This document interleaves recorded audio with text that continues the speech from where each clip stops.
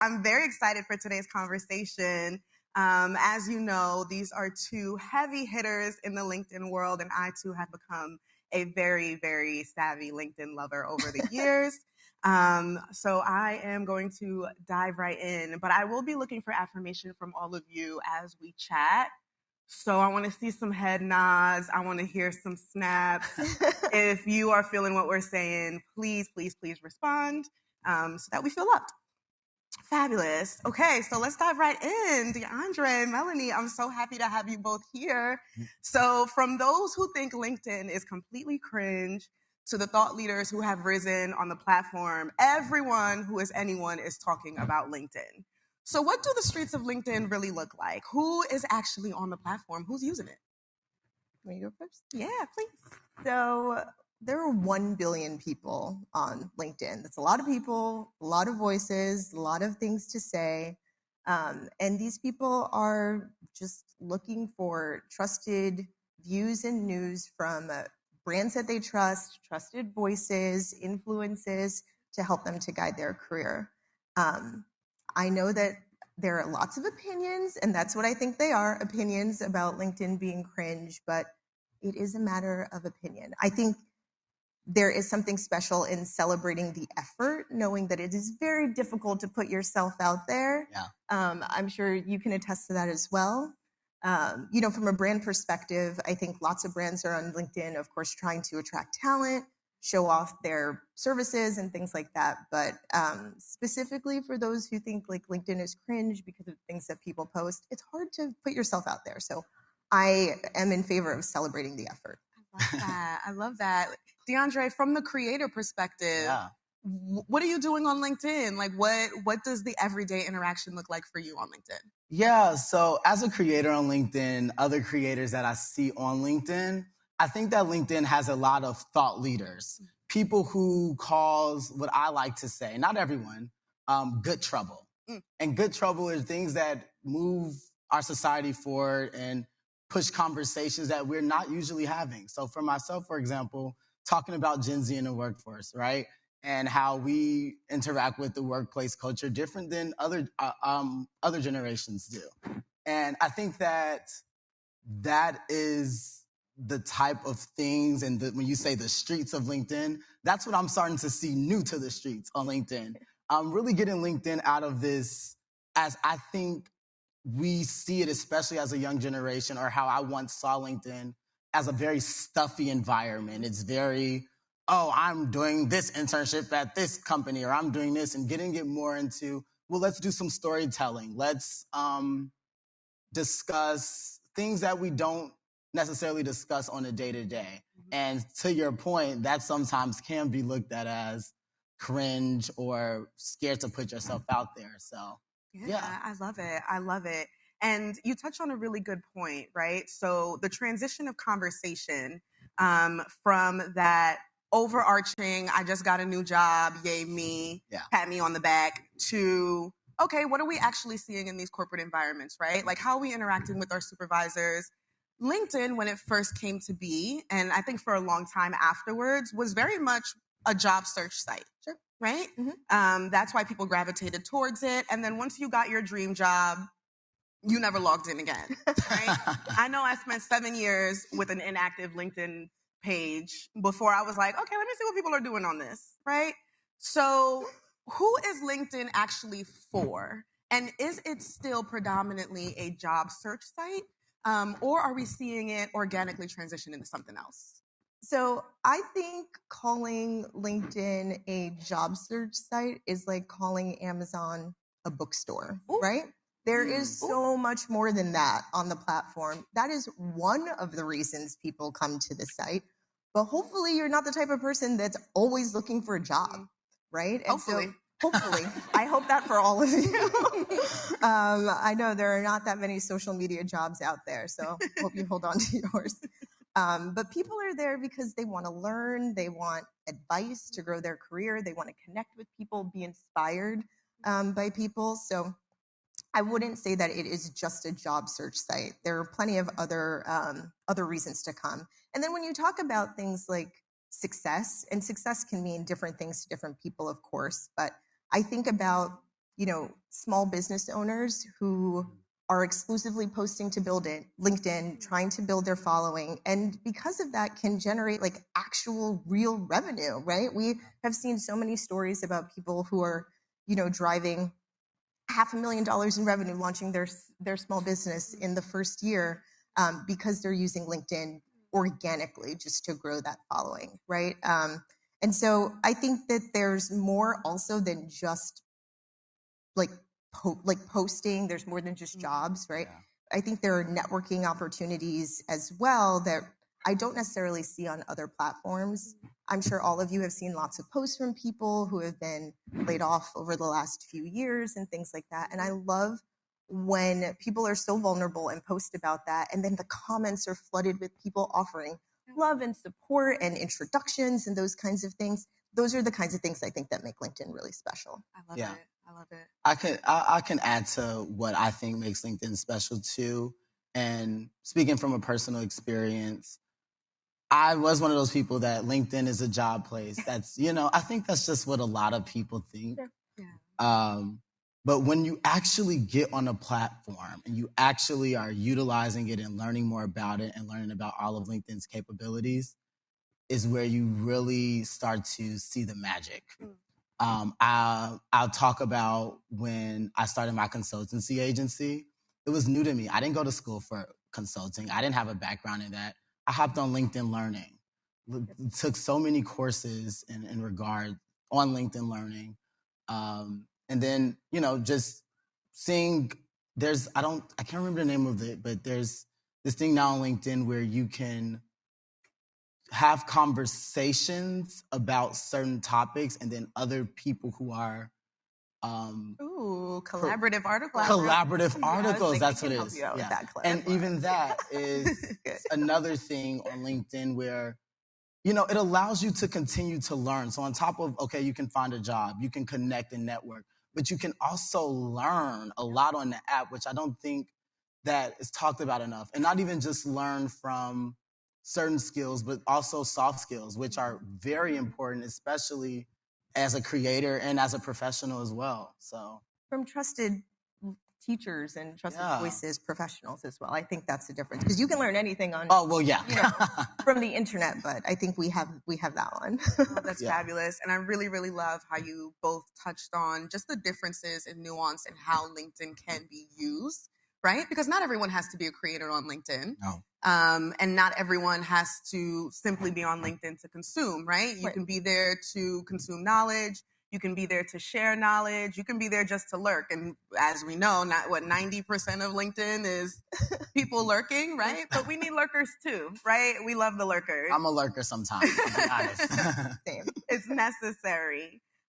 So, Melanie, how can publishers and brands benefit from being on the platform and posting regularly and creating organic content? Yeah, so people want to hear from subject matter experts, right? And you know your brand better than anyone else, right? You are the subject matter expert for your brand. And there are the reasons to post, the reasons to be on LinkedIn, I think are very similar to what you would do on any other social media channel that you're considering, right? It is about building a following, driving brand relevance, building trust with your audience, but also it's good for business, right? Just getting more eyeballs, more impressions onto your content, building that brand trust with your audience is something that is inherently good for business. And I mentioned this before, it's not just about posting. There are lots of other things. You mentioned LinkedIn Learning, collaborative articles, right? There are things like that as well. But especially for publishers and brands, I would also recommend things like newsletters. There are over 500 million newsletter subscribers as of today. People who are like opting in to learn more about certain brands and want to hear from them, right? So a newsletter is really easy. It automatically sends a notification to all of your followers. Definitely other things within your social media toolkit within LinkedIn, just outside of posting. I love that. What about you? I know you mentioned, DeAndre, that LinkedIn for you really became real as you were starting your consultancy, right? And as a multi-platform creator, LinkedIn is so vastly different than TikTok, where you have very quickly rose to fame. Yeah. So as a creator, how are you finding yourself using the platform differently than you would another platform? Yeah, I think when it comes to how I utilize maybe TikTok or Instagram versus LinkedIn is I use LinkedIn in a sense where it's very intentional. Granted, I think all my content is intentional. However, I think my purpose going into LinkedIn is I wanted to set myself up where I can do things like sit on panels, I can host events, I can be respected as somebody who is an influencer. I feel like influencing is still such a very new field. And I was talking about this earlier with you, how there have been times where I've spoken with other people who are older and not very familiar with influencing, and it turned into a little bit of bash, like that's not real entrepreneurship and things like that. So my goal with LinkedIn was to really set myself up where I can continue to lead those conversations after the iron was, I guess you can say, no longer hot. Once, because with social media, people come and they go, right? So while the iron was still hot, I started to create my brand and move my brand over to LinkedIn so that I can continue to be a leader within those spaces. Yeah. And I think that as people who are creators, that's so important. If you are interested in doing panels, hosting events, and continue to just lead conversations forward, that you really utilize LinkedIn in order to do so. Yeah. Because, and me not even knowing when I was doing it, you get a lot of respect and love from people at LinkedIn, right? Yeah. And then you get a lot of respect and love from the brands and from other people who are those decision makers when it comes down to, well, let's do this or let's do that. And for me, it also allows me to advocate for, I know there's a huge conversation happening right now too about a lot of people within the influencer world who are not receiving the same as their counterparts. And it allows me as a Black gay influencer to advocate for others who are Black gay influencers who are not receiving the same, right? So yeah. Very important. Yeah. Very important. The amount of visibility and the amount of representation that we're seeing on LinkedIn is also growing very quickly. And I love to hear that you are actively contributing to that as well. Especially, like, I know a lot of our peers here. How many of your brands are on LinkedIn? Am I allowed to ask questions? Oh, okay. Oh, fabulous. And how many of your brands are active on LinkedIn? Okay. Okay, so none of them think LinkedIn is cringe. Why are you here? So that is incredible. And I really love hearing just the dynamics of what it looks like where you are planning the usage of LinkedIn, right? From your point of view, right? You really want users to come on LinkedIn and have a certain type of experience. And then on the other side of it, right? What does social media look like if not for the intentional creators who are keeping us there and keeping us engaged and sharing knowledge? Right. So really being able to see the dichotomy between those two experiences changes how LinkedIn is really perceived. So I love hearing both of your points of view. If I could just add something to that, I think it's really, really interesting what you just said, right? Like there's the art of creating and what you do on TikTok, but then there's like the business side of what you do. And there's like a difference of like when you're talking on TikTok and when you're on LinkedIn. And I think that's the thing that helps to inspire people who want to be like you, who want to be influencers in this space. And I like that LinkedIn is a place that helps people to see the behind the scenes of how to get to where you are. Yeah, because thank you. And I think that it's just similar to like your audience on TikTok versus your audience on a platform like LinkedIn. It's all about understanding the platform. Yeah. I don't think I'm going to go on LinkedIn and talk about how I got my heart broken and how, that's not what I'm going to do on LinkedIn. There's content like that on there. But I may do that on TikTok. I may go on live and talk about, a horrible weekend I had and stuff like that. Yeah. So I don't know, I agree. I think another element to it is also allowing people to see that being a creator is also an entrepreneurial endeavor. Yes. And what that actually takes, right? So it's very easy to see the front-facing parts of it and think, wow, this is really glamorous. I can do this. I can create the content. But then on the backhand, as a consultant, you're managing your books, you're managing your clients, you're putting out projects, like being able to exchange information about the fullness of what it means to be an entrepreneur and show up as a creator is also important. Yeah. And I hope that you find that your audience is really well receiving. So I think we're going to go off books a little bit here. But how would you describe your audience, right? How would you describe the LinkedIn audience and the people who are consuming this content? Are you finding that they are consuming from the standpoint of wanting to learn so they can do? Or is it more of like our friendly everyday lurker who is there just to be there? I feel like it's a mixture of both. Okay. I think branding myself as the corporate baddie and being within like the corporate realm of things, I just naturally, my audience is mostly made up of people in corporate America. Mm-hmm. When I first started, I was in corporate America, right? So I think naturally those people that follow me on TikTok probably also have LinkedIn's. I also do a lot of content about programs you should be in while you're in college to prepare you and set you up for success when you do get into the corporate world. So I think that there is a little bit of people just coming because they just were cross-platforming and going from one platform to another. But then I think more recently, since starting Gen XL Consulting, a lot has also started to come with learning about influencing, learning how to get into that light. I receive a lot of inboxes on a day-to-day about, well, how do I start this? And some people actually have even reached out to me and said, I really want to do panels. That's what I want to do. And I tell them, well, you need to start using LinkedIn so that you can do that, because that's going to be the audience that shows, oh yeah, they're thoughtful. They have good perspectives on topics, which will then translate over into sitting on a panel and doing those business opportunities. Yeah. Fabulous. So, DeAndre, we've talked about your experience as a creator. I mean, are we creators on LinkedIn? Is that the word for it? Everyone's a creator. Okay, yeah. So we talked about your experience as a creator on the platform, right? And Melanie, we talked about what your expectation is of creators and users on the platform. But I would be remiss if I didn't ask, who are your must follows on LinkedIn, right? Who are the creators that you are seeing rise to the top very quickly? Not only are they sharing knowledge, but they're creating community. And why would you say that they are some of your favorite creators? So I think the idea of like favorites is something that it has to do with personal taste, right? Of course. So first and foremost, you should be following DeAndre. Oh, thank you. Obviously, please, you can take a second to do that right now.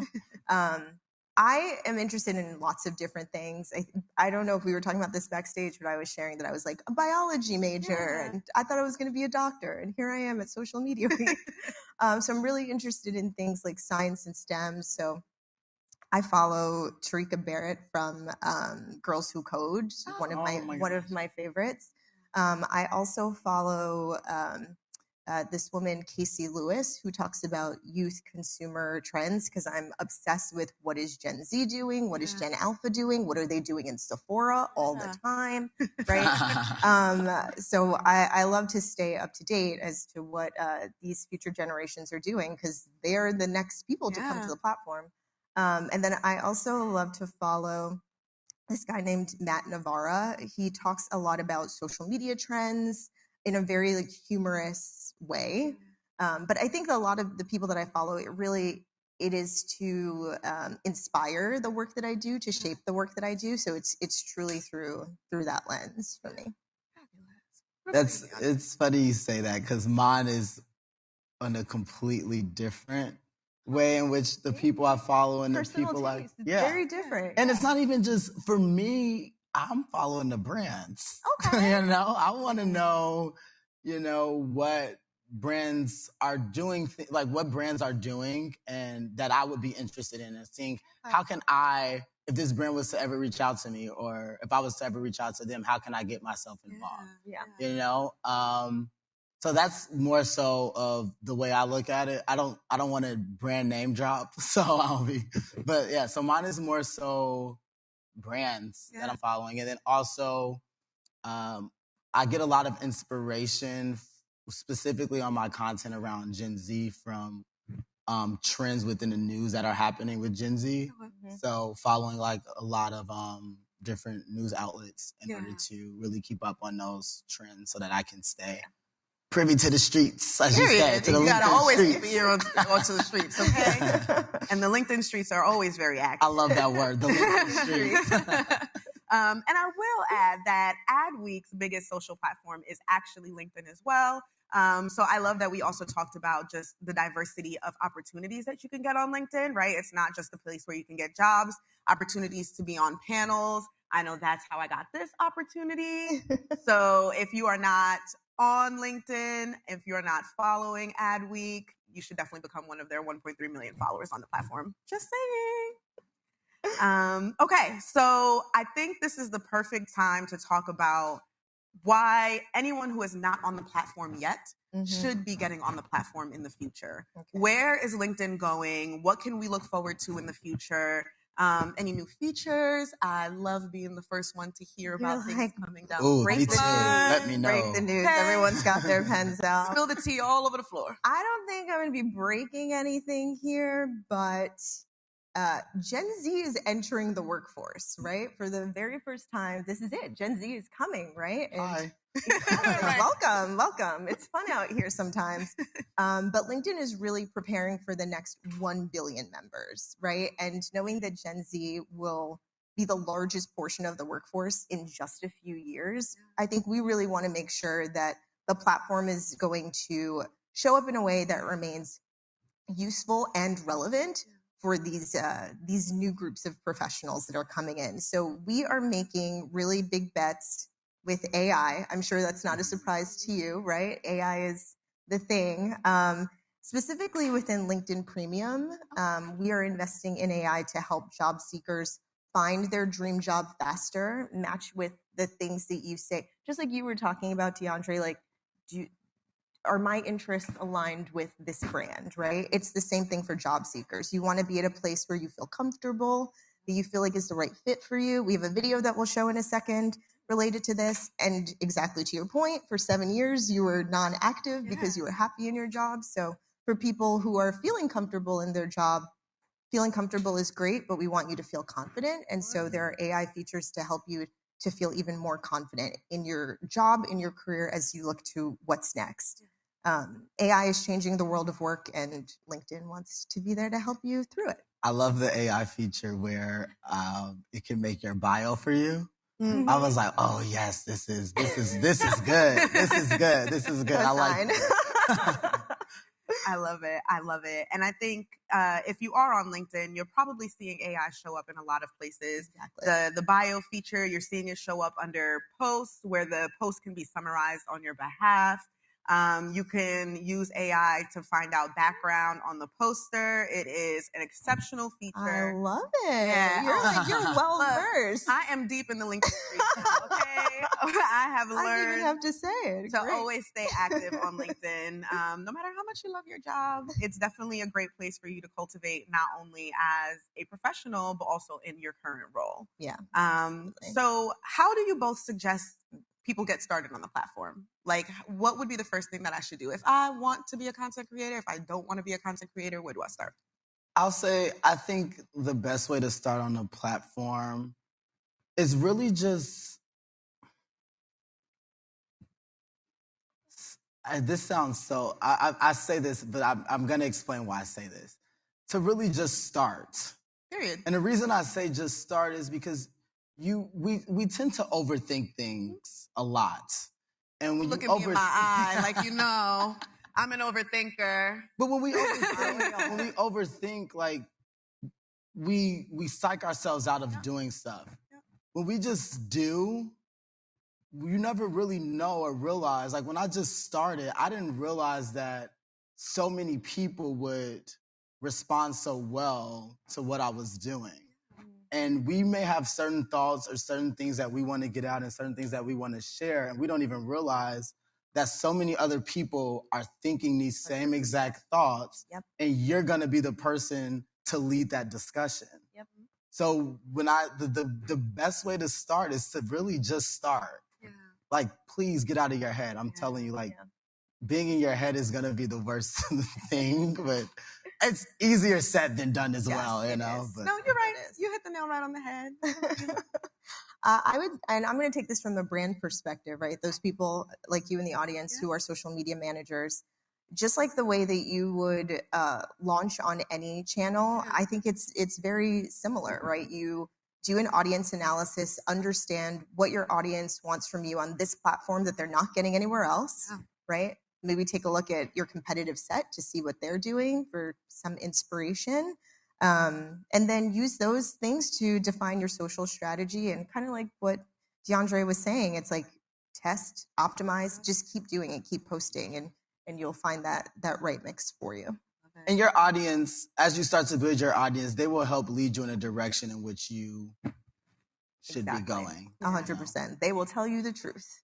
Yeah. And if there's anywhere people are telling the truth, it's LinkedIn. So, well, I thank you both for joining us today. That was incredibly insightful. And Thank you for having that's all us. we've got. Get on LinkedIn, y'all. Thank you. Thank you.